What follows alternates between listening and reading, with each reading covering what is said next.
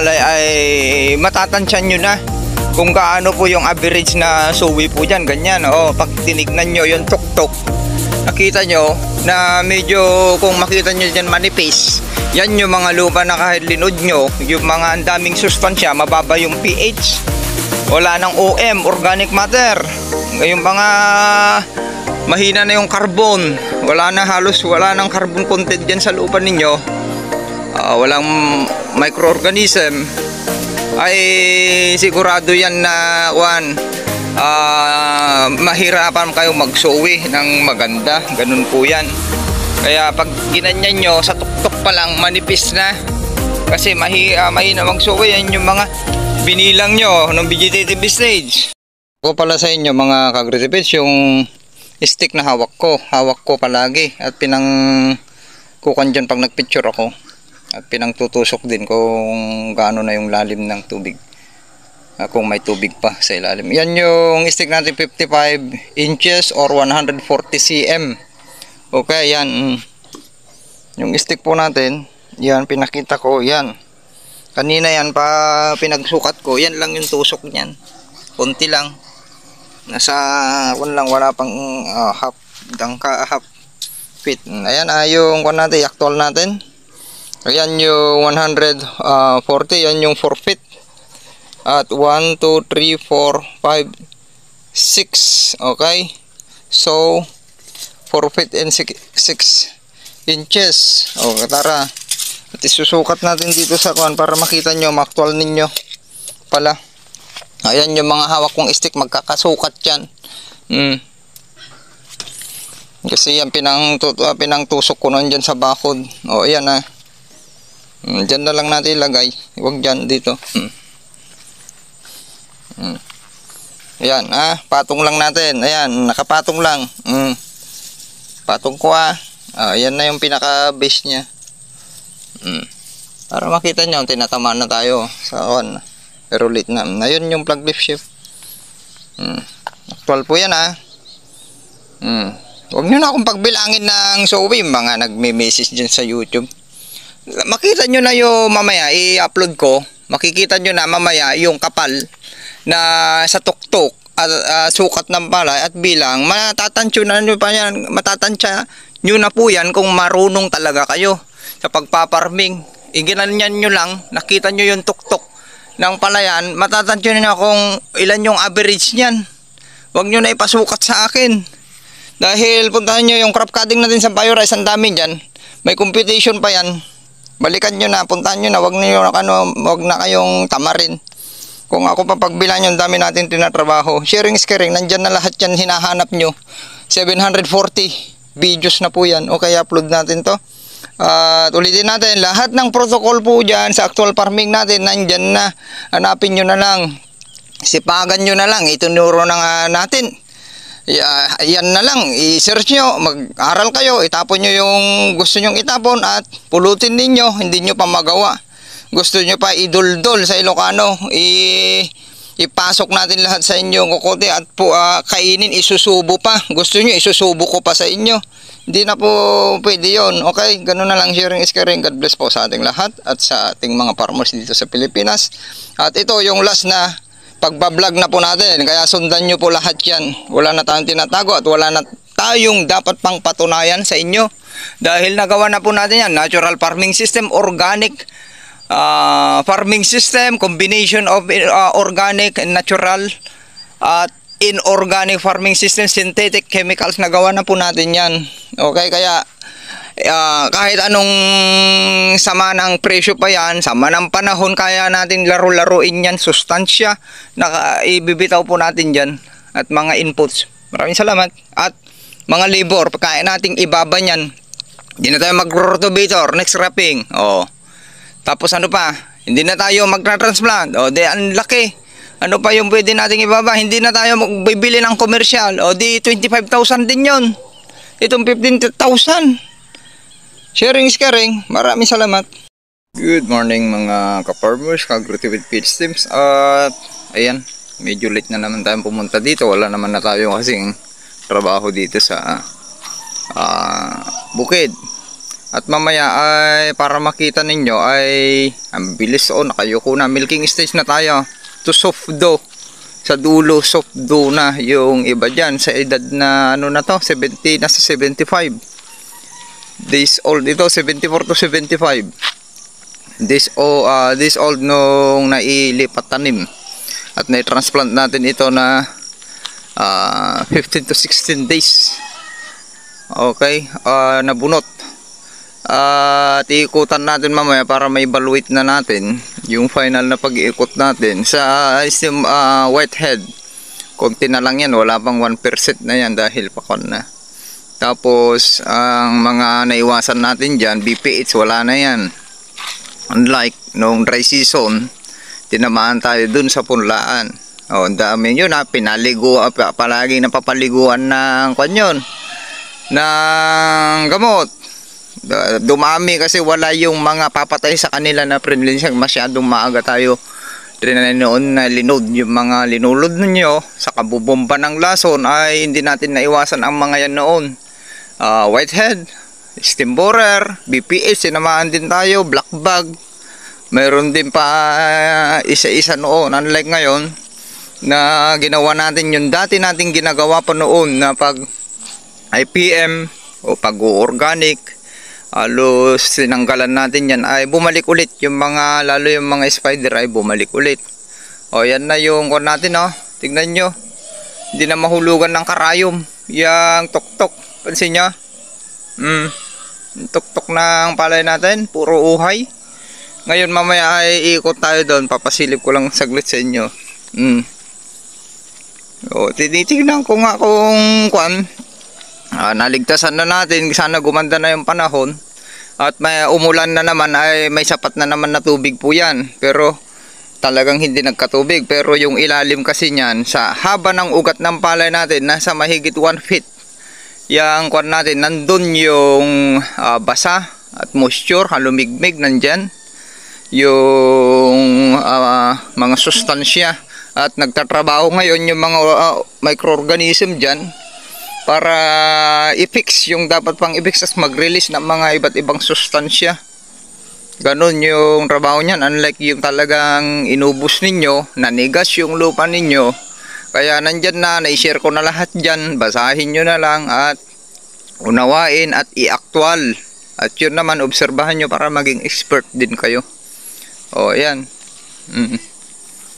Okay, kaya sino talagang pupunta sila dito na mag-picture-picture na wala tayo, hindi natin nalalaman. Ang dami na palang pumupunta dito, tinitignan yung palayan natin. At naka-Facebook kasi tayo at YouTube. Kaya at mayroon yan yung coordinate. Kaya makikita nila yan nasaan yung location ng palayan po natin. Itatype lang nila sa Google yung coordinate. May ikon yan, Google Map. Mag-a-appear na, kaya masusundan nila kaagad.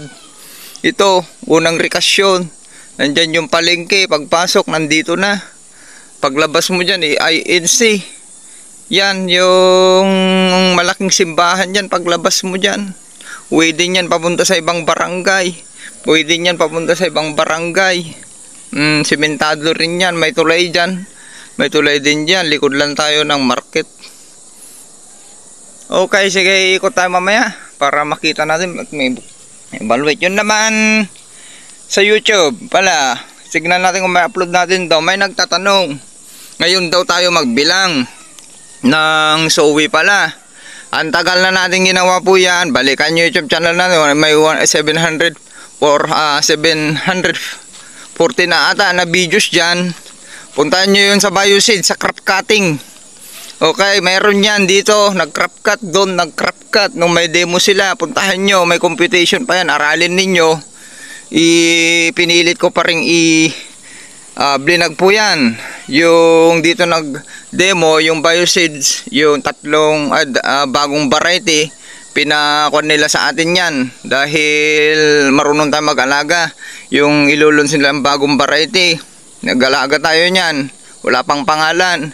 Tapos yung Virus 650 nila, ayan, pero walang available ata sa pang commercial nila, nasa lahat subsidy yang produce ng Bioseed Research Philippines.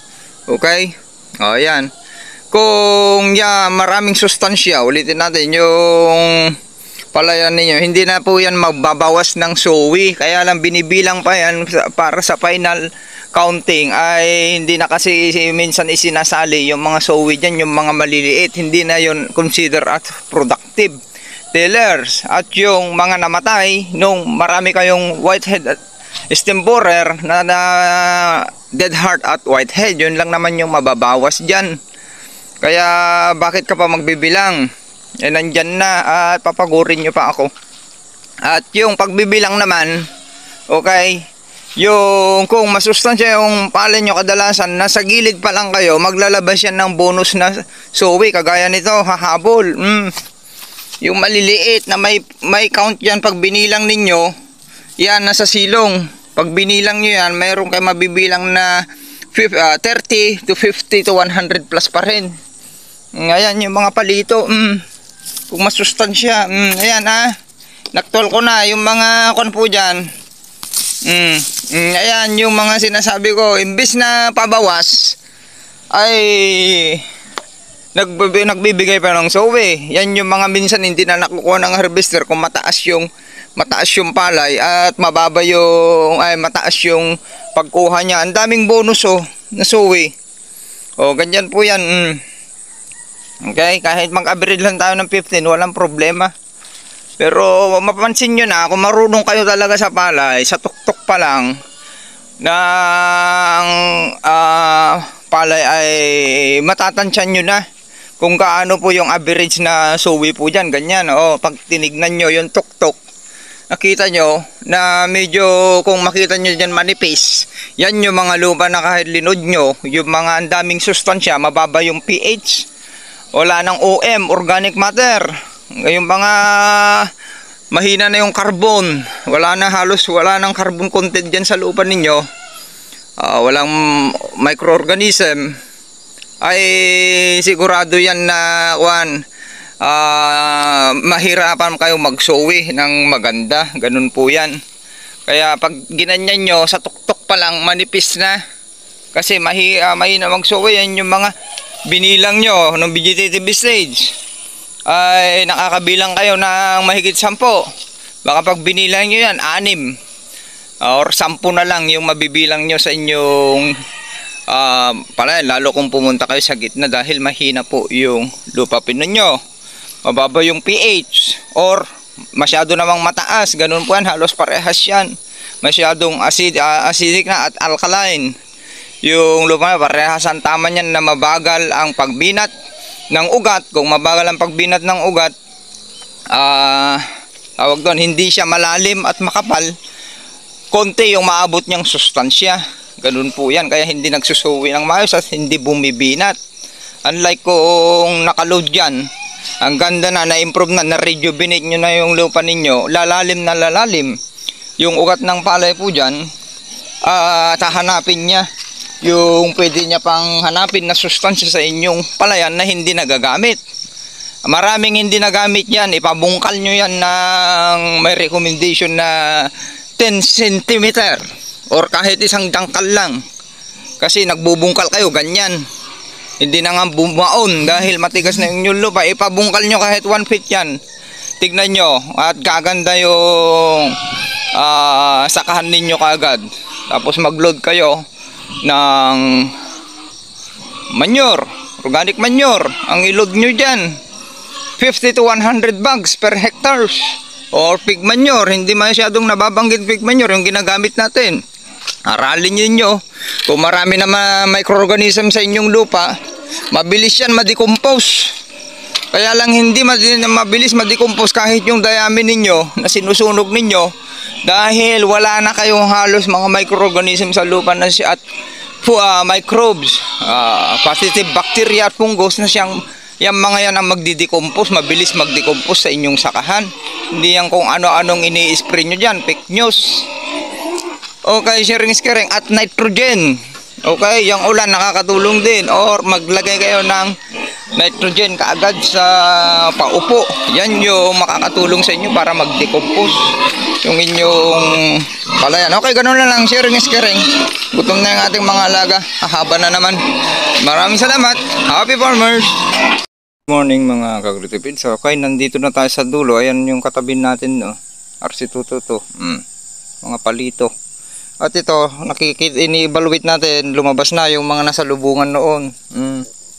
Mga walang laman. Nagpicture ako kanina dun eh. Marami na. Lumabas na yung mga nasa lubungan. May 5% dyan na nabaog. Mga yun, nung bumuka yung 2 beses tayo nasa lubungan yan. Ayan. 2 beses tayo nasa lubungan ng tanghalin tapat, yung 2:00 at saka tanghalin tapat yung 2 times na kuan.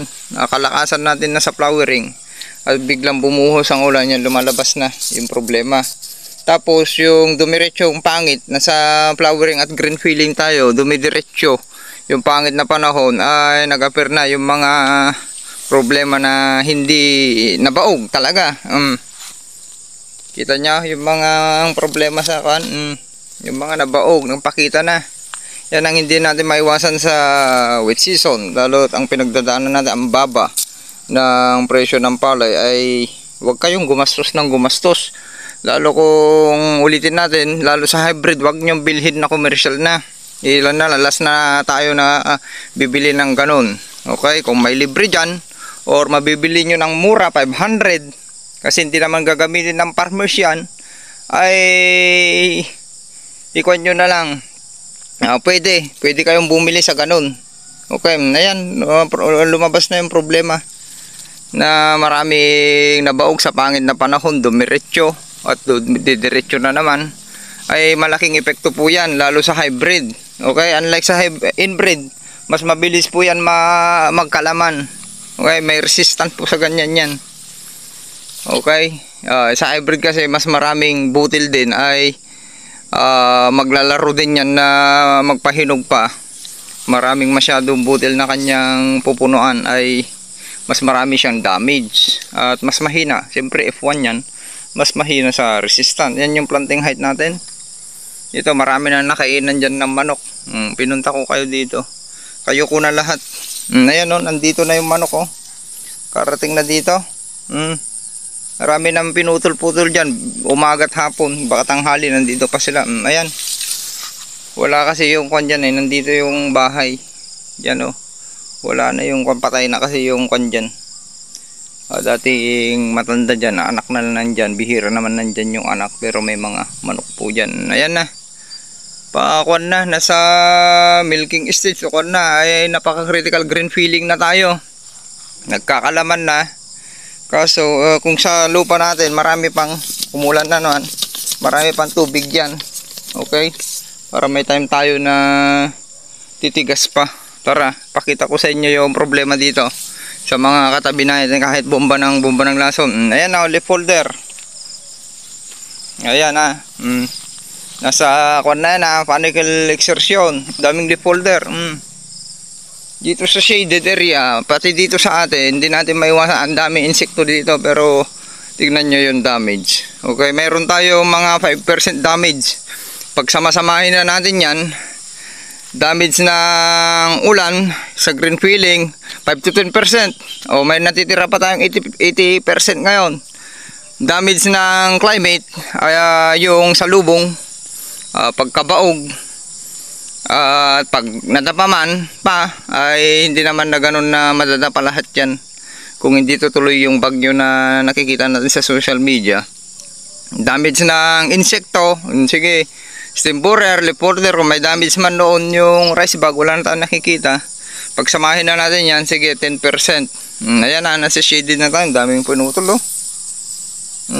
Putol-putol na yan. Hindi na natin tinatanggal yan para pag nahinog, naputol lang naman, may hinog pa naman, kakainin ulit. Ayan, ang daming leaf folder. Hindi nyo makikita, insecticide yan lalo dun. Buong isang pinitak yun, puro leaf folder. Tara, kalalaki ng mga uhay dito. Pero nako, matatagal na ito magpahinog. Late ito. Nagkalaman na, milking na. Milking stage na kahit nandito sa shaded. Timatic dito, shaded. Hindi, walang time. Dito na yung sikat ng araw. Dito na nakatapat na. Alas 12 na bago maarawan ito. Okay, tara doon sa kwan. Ganyan na, planting head natin dito. Nandyan yung camera, yung plug lift chip. Hanggang bunganga. Pause. Tara doon. Dito dapat sana yung pinakamaraming damage. Sa tabing gubat na, pero napapansin nyo, mayroon tayong whitehead pa isa-isa yan. Mas marami pa yung nasa lubungan. Magkaka-dirty panicle na yan kasi nga, ayan, hindi na tumuloy at pangit yung panahon. Yan yung magiging sakit ngayon. Ipa. Tapos susunod dyan, ayan, may whitehead tayo dito sa gilid. Ganyan ang whitehead. Pag binunod ninyo, putol yan. Nandun yung uod sa gitna. Ayun. Doon yan. Hayaan nyo lang. Huwag nyo nang bunutin kasi kakainin yan. Hindi na aalis doon. Pag pinutol nyo yan, aalis. Wala siyang kakainin. Lalabas at bubunot ulit. Puputol ulit. Yan yung whitehead. Iba yung dead heart. Nung vegetative state na dead heart na, patay na talaga. Pinatay din ng stem borer. Kinain yung puno. Pause.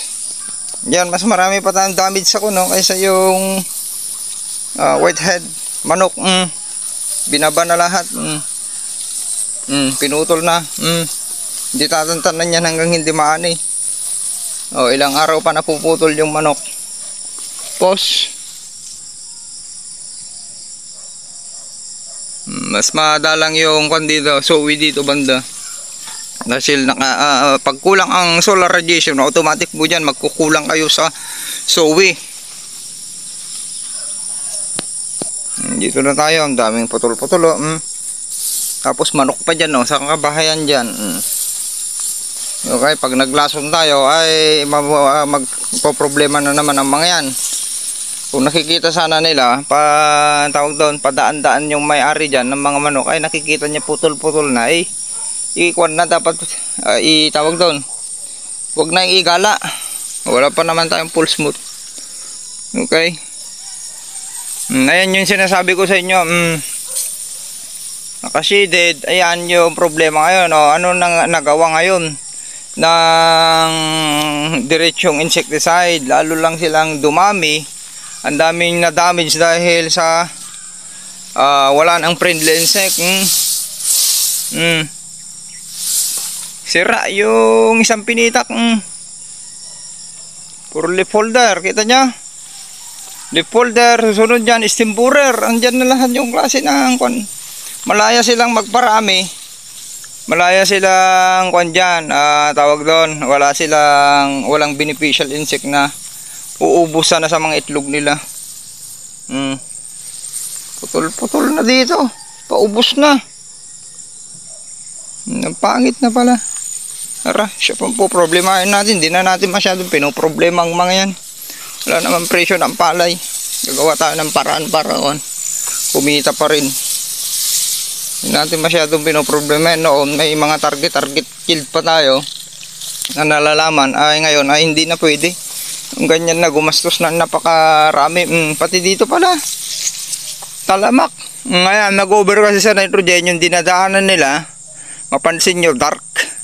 Dinadaanan nila, yun lang yung palagi nilang dinadaanan. Tapos urea. Kadalasan alam naman na yabo ng mga urea pa rin. Kaya ganyan nangyari. Sayang. Puro leaf folder. Pero pagdating sa katabi nila, consider tayo ang nauna.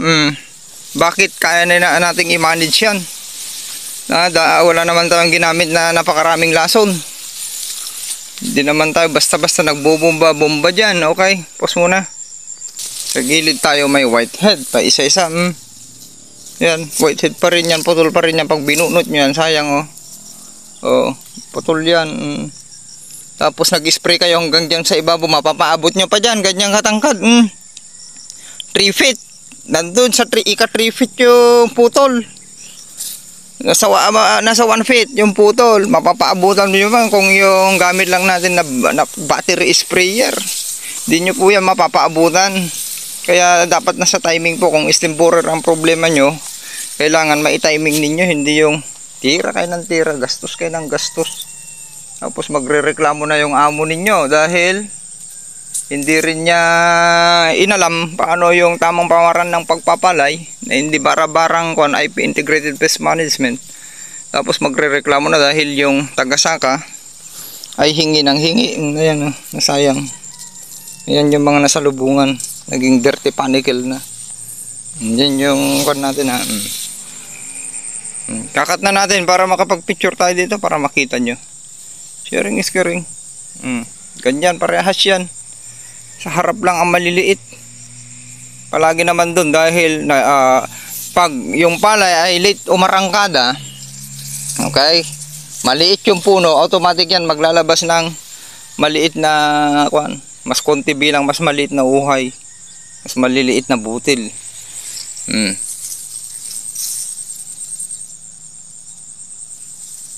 May halos na rin, tatamaan na rin ng blight yung natin, pero late na yan. Okay, meron pa susunod na hindi naman tinamaan mga third at fourth leaf.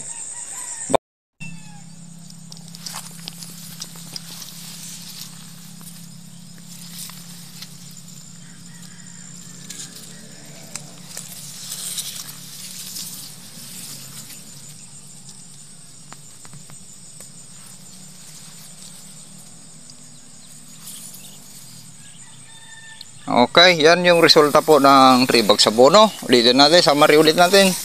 Para hindi nyo makalimutan. Bago pala bago magtapos ito anihan natin, ilalagay ko na lang sa front page at sa mga picture yung protocol po natin na ginawa dito para masundan din ng mga viewers natin dyan na halos mag-million na sa YouTube. Yung mga nag-views dyan, pag tinitignan ko sa YouTube store, YouTube Studio, ay ang dami na pala yung mga nag-views dyan, at marami rin dyan na tawag doon magagaling na sinusundan na talaga yung protocol natin. Kahit iba yung kanilang mga inputs ay nakikita talaga nila, nagpapasalamat sila. Meron din dito sa Isabel Pasikreto ay talagang umaani sila, kaya huwag kayong magpahuli. Okay, andito tayo para tumulong, para hindi maging kwentong barbero yung ating pagsasaka. Ina-actual natin. Okay, may theoretical. Kung nasa group chat lang kayo, ang dami nyo na natutunan kung ina-adapt nyo yung mga tinuturo po natin dyan. Okay, ito na, ulitin natin. Ito na yung last na pagbablog po natin sa hybrid. At wala na po tayong dapat patunayan pa sa inyo kung sa pag-organic man yan, hindi na natin ibabaon, pakuan na natin, matigas yung palay natin, hindi nakabaon yun yan yung planting height ng palay po na. Tingnan nyo yung plug leaf shape, hanggang kwan yan pag linusungan ko yan, bunbunan hanggang kwan niya, bunganga, tuliig na. Dahil sa patuloy na pagbigay ng ulan ng sapat na sustansya ay bumibinat pa rin po yan, dahil buhay na buhay po yung palay po natin. Kabaliktaran po yan ng pagpangit yung sakahan ninyo, ilupang hindi pa na-rejuvenate yan, mataas yung acidity. Kabaliktaran po yan dahil yung tubig ulan ay may acid rain po yan. Ibig sabihin mas aasim yung palay ninyo. Ibig sabihin mas mabagal pa, buminat din, at hindi kumakapal, hindi nagsusuwi kahit pa ulan ng ulan. Kaya napaka-importante na i-rejuvenate ninyo yung inyong sakan. Ano kaya itong halo to? Hybrid LP937. Marami siyang mahalata ko agad kasi yung mga niya naman mula umpisa may mga nakasingit na mga ipa. Kung inbred yan, hanggang dito yan buo na lahat, ganon yan, mistiso. Okay, yun, ipag naman ang tubig ulan, kung maganda yung pH level ng sakahan ninyo, maraming organismo yan na nagpipix, ay mas kapakipakinabang po yang dito tayo sa taas tubig ulan, dahil halos kakainin ng palay ninyo yan. Benepisyo yan para magbigay ng NPK yung tubig ulan, sodium, at iba pang sustansya. Ang daming kanyan, sustansya yung tubig ulan. Nakakatulong din para i-increase yung, meron tayong whitehead, di maiwasan. Para i-increase yung pH level ng lupa ninyo. Pero ulitin natin, hanggat hindi ma-rejuvenate yung palayan ninyo, yung tubig ulan ay kukunti po yung pakinabang ninyo po dyan.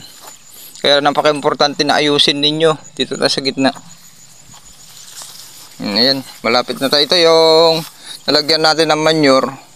1 to magkatapat. Okay. Yan susunod, yung punla natin, hindi na natin nalagyan ng manure. Pero na ayos na, mas matangkad pa dyan kaysa yung nalagyan ng manure. Maluwang kasi itong dalawa. Ayan, at least pinapakita ko pa rin sa inyo. Ang edad ng palay natin ngayon ay 74 to 75 bata. Tignan nyo na lang, bilangin nyo na lang kung kailan na itanim.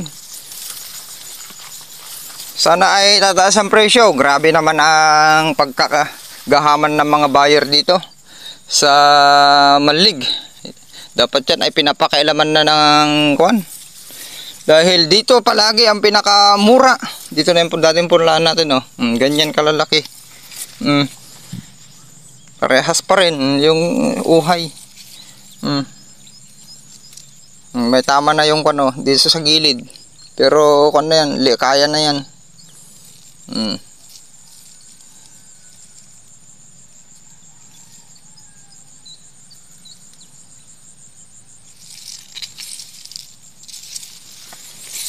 Okay, yung buyer dito, ang tibay nila talagang pare-parehas sila ng presyo. Bagsak, kawawan mga farmers dito.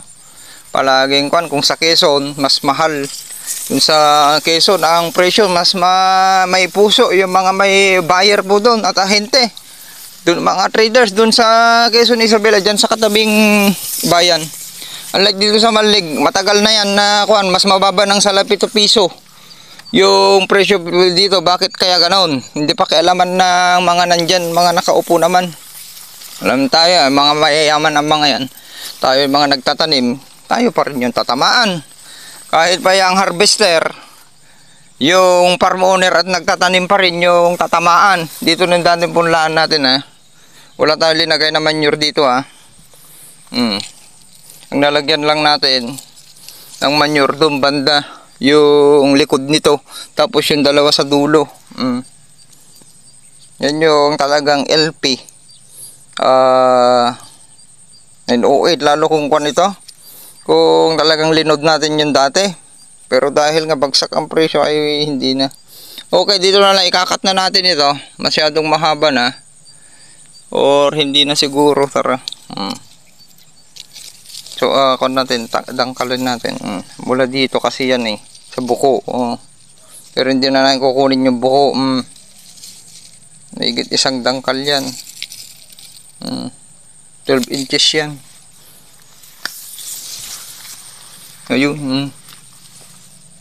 Sayang, kung dry season din ay mas malakas umani kaysa yung LP 2096. Kung dry season sana ito, ganito yung protocol natin. Pero tignan natin, baka sabog tanim tayo.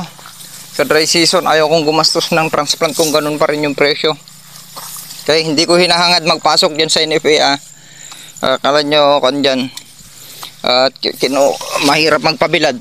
Lalo ngayon, hindi natin hahangadin yan. Magpasok inyo na yan. Okay, sharing is caring. Pero sayang, mga traders na kung nagpapagamit naman kayo ng mga farmers, ay sayang. Huwag kayo magpagamit, kawawa. Tapos reklamo kayo ng reklamo. Kayo rin ang may kasalanan. Doon sa nakahiwalay din na tayo pupunta doon. Nakadrain na lahat pala yan. Nakipansin nyo, yung pinitak natin, drainin natin yan. Tapos ito, kita nyo ta, nakadrain na. Tapos ito, may kanal tayo dati dito ito. Tapos ito, kinanalang ko pala, hindi ko na ipakita. Diyan banda yung dating kanal kasi natin, hanggang dun yan. May kanal, diyan ko huhugutin. Pag nagpatubig sila, i-open ko yung kuan. Diyan banda. Yan, babagsak dun. Naka-open lahat yan. Okay, tara na. At marami tayong gagawin sa garden. Garden naman tayo. Yung halo, linis. Lalaki yan. Tara pa ba doon? Wala tayong dadaanan doon. Dapat doon tayo dumaan kanina. Huwag na, sa susunod na lang. Para makita nyo standing crab doon. Yan yung kung natin na likod ng figure eh. Okay, pause. Okay. Ulitin natin. Ang sekreto ng... Yan, naka-open na rin. Ang sekreto ng malakas na ani. Ano? Wala nang magic. I-rejuvenate nyo. Ang sekreto pala ng malakas na ani at mababang gastos. Inputs. Lalo yung abono na pinoproblema ninyo na napakamahal. Hindi ulitin natin. Hindi pwedeng ibaba yan ng government dahil private nga yan. Okay, sana kung may pagawaan tayo at puro imported po yan. Kaya magic. Kung yung sinasabi nyo maibababa yan, hindi pwede yan na irason natin na ibababa nila dahil ang baba ng presyo dahil magic po yan pag naipababa. Okay, tapos walang magic. Ulitin natin. Ang sikreto ng magandang ani at mababang gastos at magandang standing crab, i-rejuvenate nyo yung soil nyo ganito. Okay? Ang sikreto ng mababang abono dahil yan kayo nasanay sa abono. Tapos magpapabilang pa kayo sa akin. Hindi na. Bibilangin pa natin yan. Tak-tak sabi sa kasabihan natin sa kanyan, Ilocano. Hindi na ako magpapagod pa dyan na magbibilang. Puntahan nyo YouTube channel natin. Ang dami na yan. May crop cutting pa dyan. Okay? Makikita nyo kung magaling kayo. Dyan pala sa tuktok ng palay. Nalinabas. Matatansyan nyo yan kung ilan yung average dyan. Ng sowi. Ganyan yan. Yung mga nagme-message dyan na rin-replyan ko pa rin. Pero huwag nyong sabihin ako na sinasabi lang natin yung totoo. Magkapakatotoo po tayo. Kung may inggit kayo ay walang problema. Matuto po kayo dyan para gumaling po kayo. Sharing is caring. Pupunta sana tayo dyan. Tara na. Uulan na. Okay, yan na yung kwan. Baka hanggang man dito. At yan yung patubig natin ngayon. Wag lang malakas yung hangin. Ito naman ng unang makukan dyan. Madadapa. Kung may madapa. Okay, sharing is caring. Tara na. Tangkad ng palay oh. Bakod. Paano natin mga kanbas. Kapakain na tayo. At tara na. Okay. Ganda naman palay. Mayroon pa palang pumunta dito. Sabi nung dating taga-saka ko si Marvin yung nasa videos kanina. Yun yung tinitignan na nila, sinisilip na nila. Pala, pinipicturan itong palay po natin dito. Para makita din nila kung pwede na lang itanim sa dry season. Ayan. Malalaman na lang nila. Wala naman banner dyan. Di nila makikita kung anong palay. Mababalitaan na lang nila. Nakikita siguro nila sa Facebook. Kung marunong sila mag-Facebook. Yan. Ulan na. Tara na. At pinipicturan daw yung palay natin ngayon. Mas maganda pa pagkuhan na yan. Yung green pa ay pwede nang anihin. Okay, yan yung mga kon noon ha. Yung mga kontra noon sa atin yan. Di natin pinipilit yung kwan. Nakikipag-contest. O tignan nyo. Nandyan na sila na pinipicturan yung palay po natin. Dahil yung palay na mismo yung mag-iistorya, magkukwento sa kanyang sarili kung gaano siya kaganda at tinipid. Sharing is caring.